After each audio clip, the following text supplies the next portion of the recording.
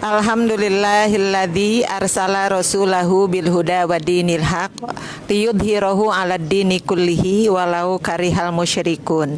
Asyhadu alla ilaha illallah wahdahu la syarikalah wa asyhadu anna Muhammadan abduhu wa rasuluhul ladzi la nabiyya ba'dah. Puji serta syukur marilah kita panjatkan kehadirat Allah Subhanahu wa taala yang telah memberikan begitu banyak karunia rahmat kepada kita sekalian, di antaranya adalah kesehatan.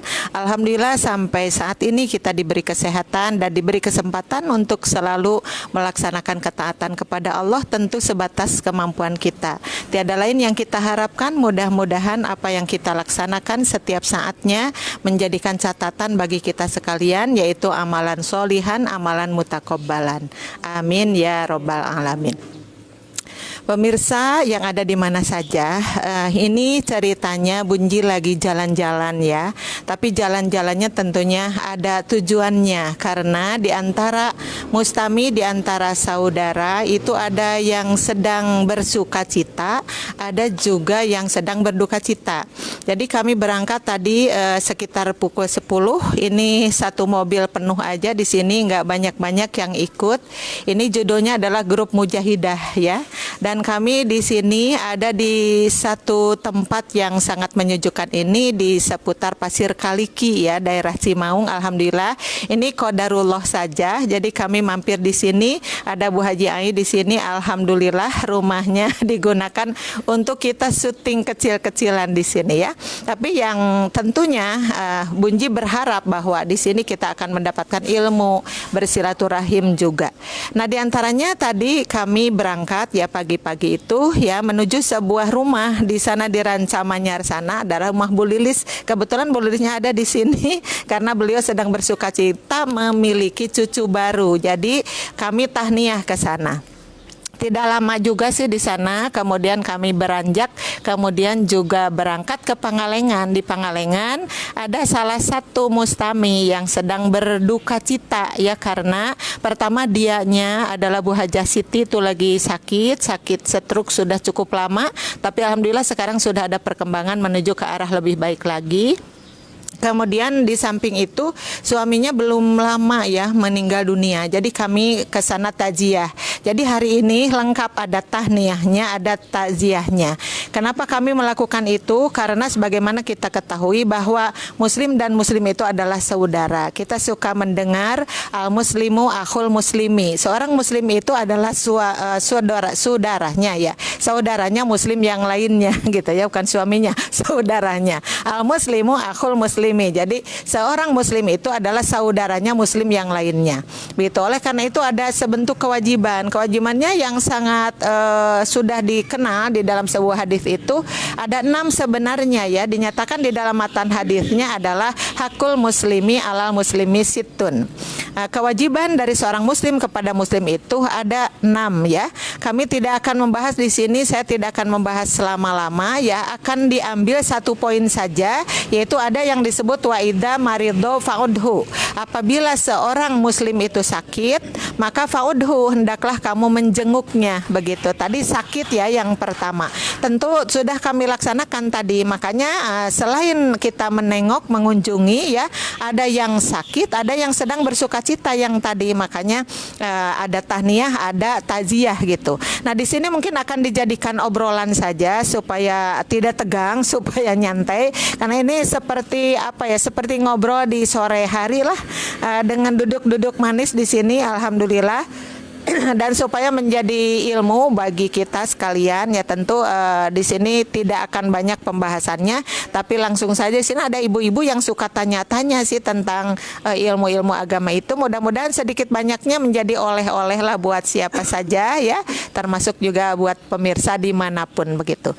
Baik, yang ingin bertanya di sini ada ibu-ibu berlima di sini, ibu-ibu berenam dengan saya. Kemudian kalau mau bertujuh dengan siapa? Jiwalo, oh iya. Bertujuh dengan Pribumi, 8 dengan kameramen. Kameramennya nyumput di sebelah sana ya. Ya baik, siapa yang mau bertanya? Siapa dulu yang mau bertanya? Siapa? Umi dulu? Oh iya. Iya boleh. Apa apa bedanya? Oh iya iya. Rasanya gimana? Bunyi mau bertanya, alhamdulillah ya di sini sekarang berkumpul di ruangan yang sejuk pisan ya. Mau bertanya apa itu artinya tahniah. Begitu aja ya, terima kasih. Ya itu pertanyaan yang pertama kita akan bahas ya di sini. Mohon maaf agak-agak canggung di sini. Belum nih. Rada-rada nervous gitu ya. Iya, yang ditanyakan yang pertama adalah tahniah ya. Kita sering mendengar kata tahniah itu berawal dari kata hanna yuhannihu tahniatan gitu. Jadi tahniah itu adalah mengunjungi orang yang sedang bersuka cita, Mi.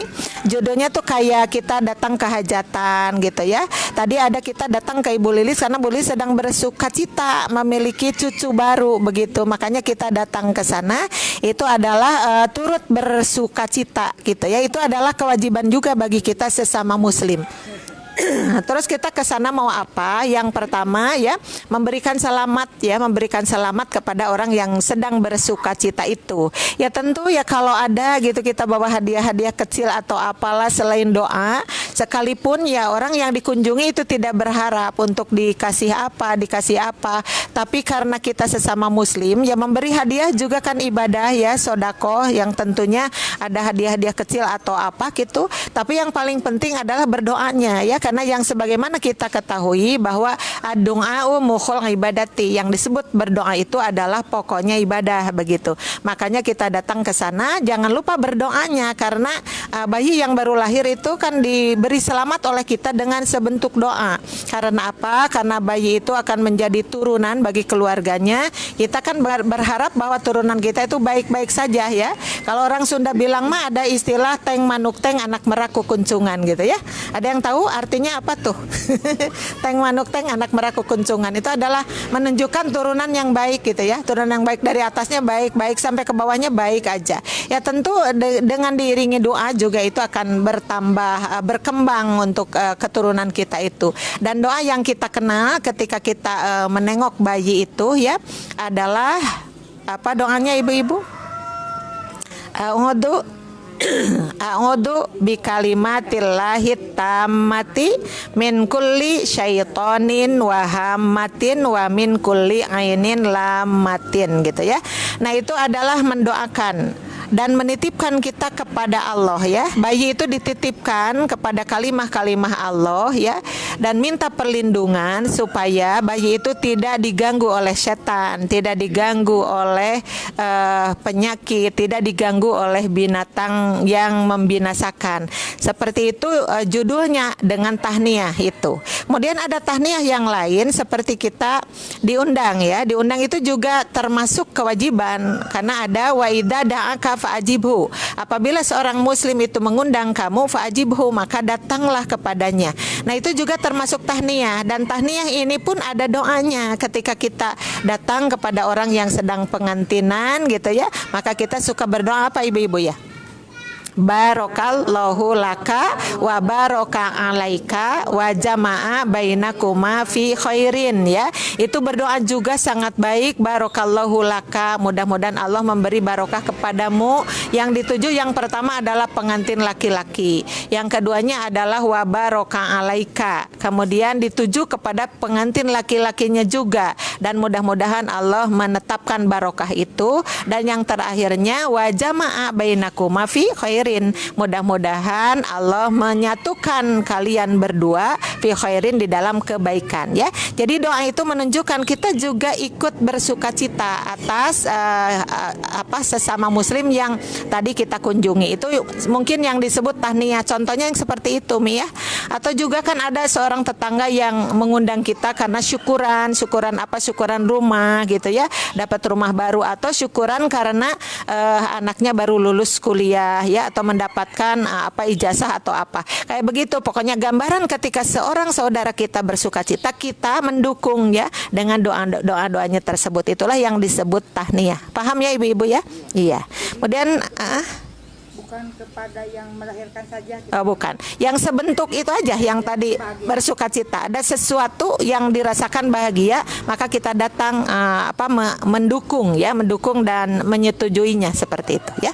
Ada lagi pertanyaannya Ibu? Ada. Oh iya, mangga silahkan. Ya, aku mau tanya Bunji, kalau takziah gimana itu penjelasannya? Ya, makasih. Ya. Iya, terima kasih. Yang kedua pertanyaannya adalah taziah. Kalau tadi mah tahniah ya, kalau sekarang taziah. Itu dibalik ya, dibalik. Kalau kita mengenal ada bersukacita gitu, kalau untuk taziah adalah saudara kita sesama muslim sedang berduka cita ya. Berduka cita itu boleh jadi ada yang sakit ya, sakit juga macam-macam sih, ada yang sakit parah juga. Pokoknya sekecil apapun gitu sakitnya itu tetap judulnya adalah taziah.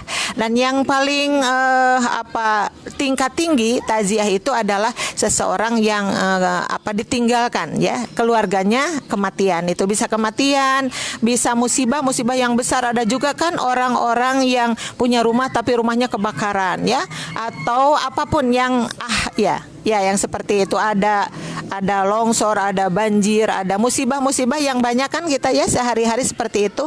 Maka kita datang ke sana menjenguknya. Untuk apa kita menjenguk ke sana? Tentu kita mendukungnya dalam artian mudah-mudahan mereka berbesar hati dengan menerima musibah itu ya.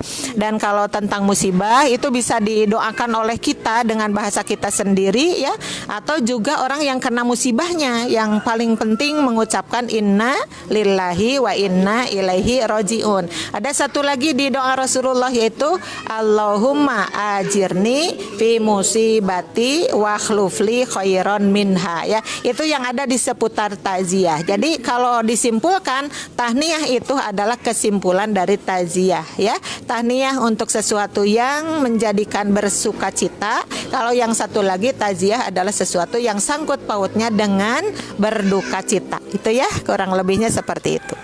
Ya, ada lagi Ibu pertanyaannya? Oh iya, boleh.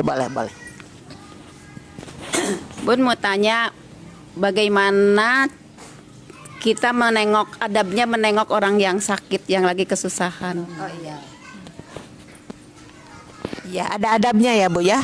Pertama kita menerangkan dulu, menjelaskan dulu tentang adab. Adab itu adalah kebiasaan. Sebenarnya yang disebut adab itu adalah kebiasaan. Karena disebut kebiasaan maka nyangkutnya kepada akhlak tentunya ya. Menyangkutnya kepada akhlak. Ada adab yang tidak baik, ada adab yang baik gitu. Adab adalah kebiasaan. Kebiasaan baik, kebiasaan tidak baik. Makanya kalau sudah menjadi kebiasaan, ujung-ujungnya yang dibahas adalah akhlak gitu ya. Maka akhlak dibagi dua, ada akhlakul karimah, ada al-akhlakus sayyi'ah. Kalau al-akhlakul karimah adalah akhlak atau kebiasaan yang baik-baik. Tetapi kalau al-akhlakus sayyi'ah adalah kebiasaan ya yang tidak baik atau yang buruk begitu. Nah, ketika ditanyakan bagaimana adab ketika menengok orang sakit seperti itu, tentu harus ada adabnya. Karena yang disebut babul adab di kitab Bulughul Maram juga itu ada khusus ya babnya. Itu tidak dianggap kecil, tidak dianggap tidak perlu, justru ya orang yang baik akhlaknya itu bermula dengan adab-adab yang tadi. Maka ketika ditanyakan apa adab orang yang menjenguk itu ya, yang pertama tentunya kita berniat ikhlas karena Allah. Karena apapun ya amal yang kita lakukan itu semuanya bermula dari niatnya. Apa niat kita itu baik, apa niat kita tidak baik, itu bergantung sekali dengan niat itu. Oleh karena itu dalam salah satu hadis yang sudah tidak asing lagi dibahas, innamal a'malu binniyat. Sesungguhnya yang menjadi amalan itu tergantung kepada niatnya masing-masing. Niat karena Allah datang kepada mereka. Tentu adab yang selalu kita lakukan itu ketika datang ke rumah orang kita tentu salam ya Bu ya, salam dulu ya. Jangan ketuk-ketuk pintu langsung masuk atau langsung dibuka pintunya, itu tidak beradab judulnya. Makanya orang yang tidak beradab itu tidak berakhlak. Jadi kurang baik akhlaknya itu. Mengucapkan salam ke rumah orang pasti, karena kita itu ke rumah, ke rumah sakit atau di mana saja kita bisa masuk ke sana tentu harus dengan izin mereka ya, dengan izin mereka. Makanya ada salam. Salamnya suka dibagi tiga sih. Ada salam yang pendek sekali, assalamualaikum, ada assalamualaikum warahmatullah, ada assalamualaikum warahmatullahi wabarakatuh. Ibu-ibu senangnya yang mana? Yang pendek. Kompak ya, kompak di mana-mana yang pendek. Tapi sebenarnya ya, bolehlah yang manapun, tetapi ya tentu uluk salam. Ada kata-kata absus salama bainakum, sebarkanlah salam di antara kalian. Itu termasuk di situ ucapan salam itu ya. Nah, ketika kita mengucapkan salam, berarti ketika orang itu yang ada di rumahnya kemudian menjawab salam kita, itu berarti sudah satu isyarat kita itu diizinkan untuk masuk, apalagi sedang dipersilahkan seperti itu. Nah, terus di antara adabnya juga, karena itu orang yang dijenguk oleh kita sedang sakit, ya kita sampai tanya-tanya gitu, apa sih bisa makan apa yang sakit itu? Kadang seperti itu kan Bu ya, karena kita datang ke sana itu ingin ada dong kebaikan, bukan hanya doa, tapi kita bawa apa gitu. Ada kalanya bawa buah-buahan, ada kalanya bawa uang kalau ada begitu. Tidak juga dipaksa, tetapi ketika kita ingin melakukan sodako, itulah yang benar ya, seperti itu. Nah, kemudian datang ke sana kita harus menjadikan orang yang sakit itu tegar hatinya ya. Tegar hatinya Bu, misalnya orang yang sakit itu sudah sakit parah, kemudian penyakitnya misalnya A gitu ya, penyakitnya A. Terus ibu datangnya begini, oh ibu teh sakit A ya. Ya kemarin juga tetangga saya yang begini Bu, tidak lama 1 minggu sudah meninggal. Ini kayak begitu tidak beradab itu ya. Jadi orang yang sakit itu tambah ciut ya, tambah takut. Kenapa? Karena dengan sakitnya itu tiba-tiba orang yang menjenguknya mengatakan sesuatu yang bikin dia tambah khawatir. Nah, ini ia tambah stres. Banyak sekali yang terjadi seperti itu. Makanya Rasulullah ketika datang kepada orang sakit ya, ibu mah yang paling hafal doanya yang itu Bu ya, Allahumma robban nasi, terus mudhibal basi, isfi anta syafi, la syifaa illa syifauka syifaan la yugadiru sakoman. Ada juga la syafia illa anta gitu ya. Ada juga redaksinya yang berbeda-beda sedikit. Nah, tapi ada Bu kata-kata yang pendek dari Rasulullah tapi menenangkan gitu. Ketika ada sahabatnya yang sakit, atau berbalik ketika Rasul yang sakit, kemudian sahabat menyatakan begini Bu kata-katanya, la basa gitu ya, tohurun insya Allah. Pendek saja seperti itu, la ba'sa tohurun insya Allah. Jadi kalau dengan bahasa kita malah bahasa nggak apa-apa, penyakit kayak gini mah nggak apa-apa, tohurun baik-baik aja insya Allah jika Allah menghendaki. Jadi kata-katanya pendek sekali, tapi ketika kita ungkapkan di hadapan orang sakit, dia menjadi punya harapan untuk sembuh kembali ya, seperti itu. Jadi yang baik-baik ya, selama kita menjenguk misalnya, apalagi agak lama waktunya, maka kita jangan bercerita sesuatu yang bikin dia drop, yang bikin dia down, sehingga harapannya menjadi kecil seperti itu ya. Itu diantaranya adab-adabnya gitu, mendoakan, kemudian berbicara yang baik-baik begitu. Kalau ada hadiah, kasihkan hadiahnya, memberikan sesuatu itu yang lebih baik, dan juga didoakan yang menunggunya, yang menunggu orang sakit juga perlu didoakan ya, karena yang sakitnya harus sembuh, kemudian yang mengurusnya, yang memeliharanya juga itu memang harus didoakan oleh kita. Itu diantaranya adab-adabnya. Mungkin masih banyak sih, tetapi ya segitu insya Allah cukup. Jangan lupa doanya pokoknya mah ya. Diantaranya seperti itu.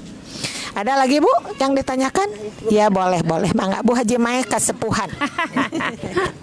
Terima kasih atas waktu yang diberikan. Bunji, kembali kepada doa-doa. Masih ada nupa bolit Bun. Doa mana dianggo kanggo urang nyeri, sareng doa mana anu kanggo doakeun anu sanes, anu Allahumma gfir lahu, dan seterusnya. Terus bismillahi itu, dan seterusnya. Itu yang mana yang buat kita dan yang buat orang lain. Terima kasih.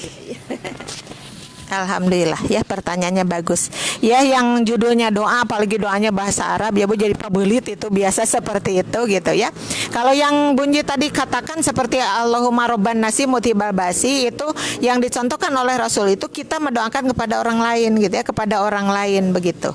Tetapi kalau kita yang sakitnya sendiri, kita jangan berucap doa yang tadi, tapi ada doa yang itu Bu, yang bismillahi 3 kali ya. Terus apa? A'udzu billahi wa qudratihi min syarri ma. Nah itu ya, ibu-ibu sudah hafal semua 7 kali kan dibacanya itu. Jangan dikurang-kurangin Ibu.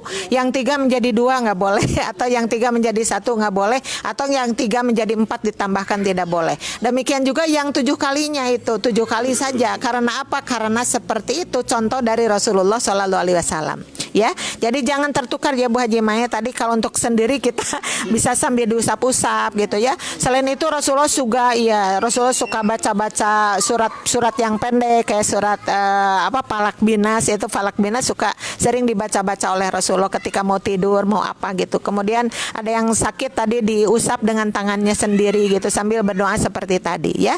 Nah, adapun yang tadi adalah doa kita untuk orang lain yang Allahumma robban nasi, itu diantaranya ya seperti itu.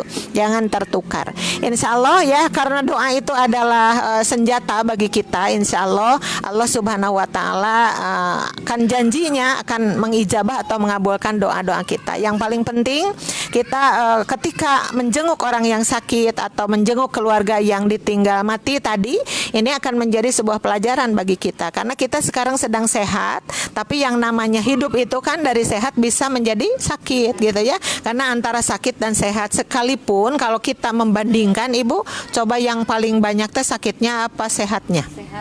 Sehatnya pasti ya. Tapi ada kalanya kita ingat kepada Allah, baru ingat kepada Allah ketika kita sedang sakit begitu. Sekarang alhamdulillah kita masih bisa berjalan bersama-sama dengan ini, sekalipun kalau agak nyeri awak mah suka ada ya Bu. Ada ya Bu Haji Ai. Lututnya ada. Apalagi Bu Haji Ai rumahnya banyak tangganya, itu ke sini tangga, ke sana tangga seperti itu ya. Tapi alhamdulillah kita siasati aja dengan baik ya. Karena ketika kita ingat bahwa tubuh ini bukan milik kita ya.